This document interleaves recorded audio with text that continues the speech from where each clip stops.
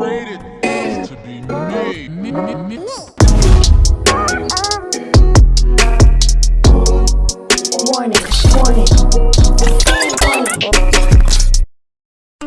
What's up, y'all? Welcome back. This is just a reminder that while we might get into some tea, some drama, this is not a tea channel. We're focused on real stories and real commentary. Now, let's get into this video.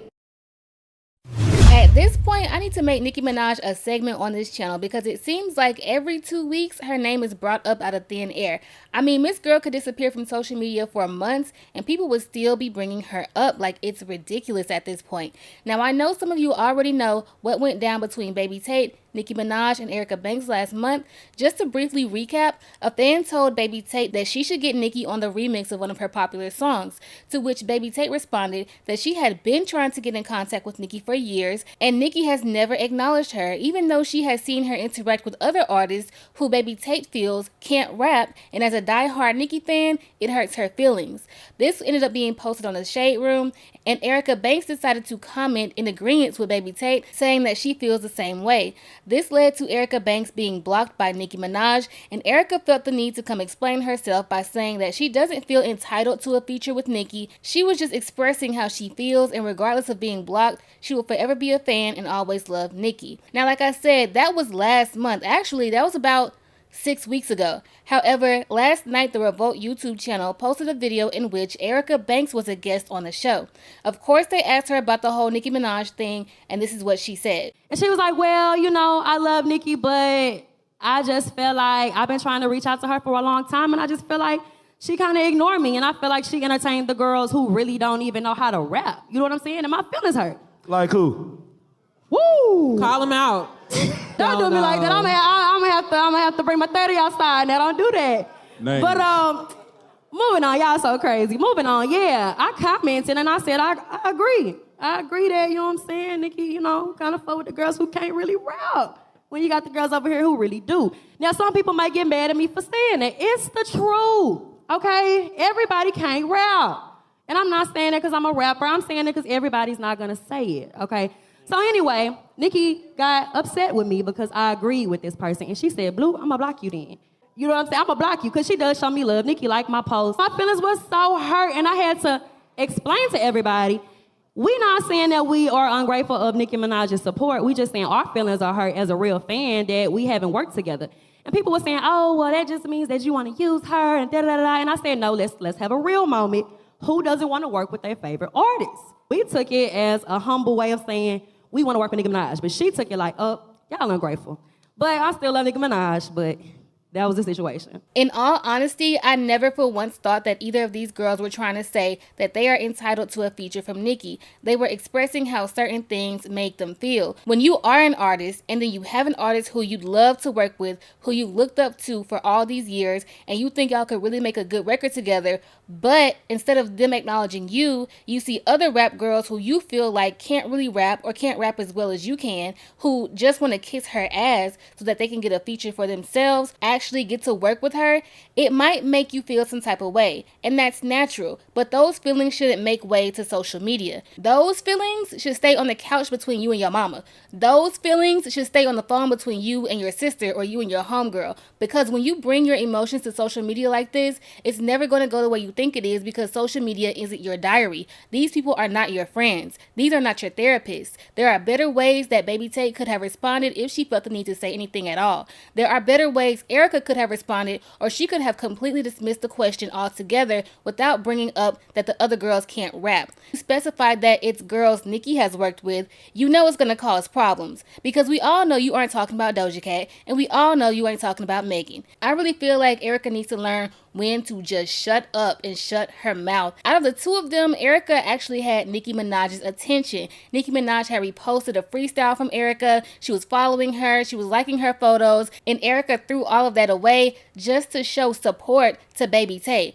Do you even know Baby Tate? All we ever hear about Erica is mess and drama. Erica shades Megan, no response from Megan. Erica shades Sweetie, no response from Sweetie. Erica agrees with Baby Tate about Nicki Minaj, Nicki blocks Erica. Like, at this point, girl, please just shut up. Like, get some media training, because all that flowing you be doing on and off of different beats, which she's actually really good at, why is nobody ever talking about that? Why is it that you make the most noise when it's about drama? That situation was over and done with, and you could have left that alone. But anyways, on to the aftermath. So AsianDoll responded to a tweet coming at all the new rap girls, and she kind of shaded Erica. Someone said, it's crazy because all the girls literally only act like this when it's Nicki Minaj. The singing girls aren't out here being shady because Beyonce doesn't work with them. Don't piss me off. And AsianDoll saw this tweet and responded and said, Erica played herself. None of the rap girls think like this except the person that sat her butt in that seat on that stage and said what she said. So therefore, she's standing on that alone. Don't drag us with this woman, with all respect. And later on, she went to say, don't speak on me, including my name. Oh my God. And later on, she went to say, don't speak on me, including me and my name and everything I've built randomly involving me in the next B situation. The F, she sounded dumb. We nothing alike. Keep it over there for real. I don't agree or respect nothing she said. So the side-by-side pics ain't giving at all. Bye. Well, I guess Miss Asian girl, you heard what she said. Don't be putting her picture next to Erica because they are not alike. They are not the same. Okay, well, moving on. Bia also responded to a tweet that said, imagine saying Coi Leray or Bia can't rap, in which Bia replied and said, sorry sis, can't hear you, the music too loud. Then she continued in the comments of the neighborhood talk by saying, I know they effing lying. I don't bother nobody. Leave Bia alone. I got my features because I'm really like that and I hustle. Someone said, Bia can rap, let's not play. And Bia said, let's not effing play, girls.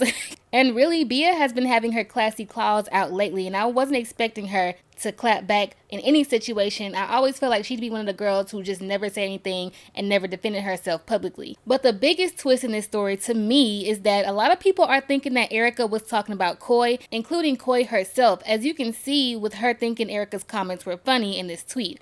But me, I was thinking like the comments Baby Tate made were before Coi Leray, not Benzino, had officially announced her collab with Nicki. So in what ways could Erica or Tate have even been talking about Coi? And furthermore, Coi and Nicki have the same label, so this shouldn't even be a part of the conversation. Anywho, it was reported that Coi ended up breaking 11K in her first week's sales with her debut album Trendsetter. Now, a lot of people tried to come for Coi for such low album sales, given that she had so many features, especially Nicki Minaj. A fake Benzino page even tried to stir some mess by laughing at her album sales, and Akademiks tried to shade her by saying that she didn't even break 10,000, which Coi had to gather him on up real quick and correct him. I don't know how many people know this, but Coi has been making music since at least 2016, 2017. Now, Coi had a completely different sound back then, and at that time, she hadn't yet brought more feminine looks to her visuals. She really had a hard, tomboyish type of sound, and it was an acquired taste, but she did begin to see more success when she started making music with her boyfriend at the time, Trippie Redd, and then when she traded in her boyish tones for melodic rap, similar to Dej Loaf, she started to elevate. So Coi is not a lyricist, but she makes cool music. I really think the problem with her is that her image has always been kind of confusing to the masses.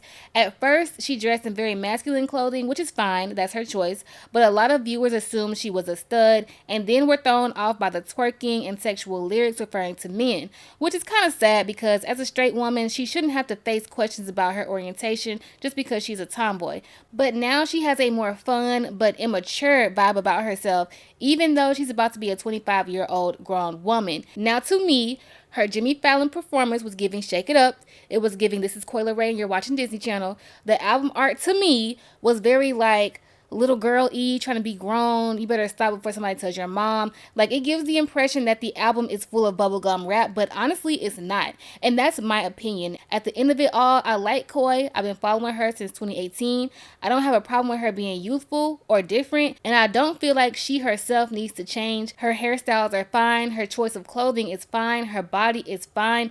I just think this era for her could be a little confusing, like I said, to the masses, because who is her target audience. If they can refine her image to where she can be herself and also have a more direct image, then that could equal higher sales. But regardless, I'm not feeling how she's constantly being dragged on these social media streets when in all reality, she's really doing better musically. But anyway, those are just my thoughts. Tell me what y'all think about Erica bringing this situation up again. And how do you feel about the other girls chiming in like AsianDoll and Bia, but especially Coi Leray? And how do you feel about her new album? If you have listened to it, what's your favorite song? Leave your thoughts below and I'll see y'all in the next video. And if you call me a bitch, make sure you put baddest in front of it. She back to the bone.